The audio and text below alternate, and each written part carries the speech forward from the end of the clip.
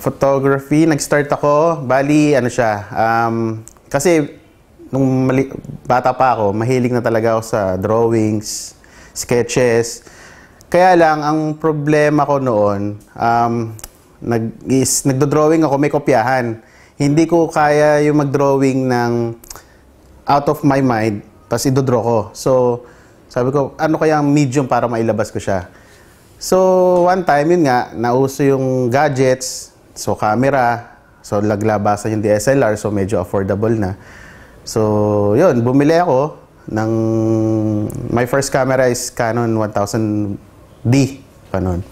So, yun, na ipakilala sa akin ni pamangking ko na chef, si Kuya Edwin Loyola. So, doon na nag-start. Tinuruan niya ako online. So, that's it. Doon na nag-umpisa yung hilig ko sa photography.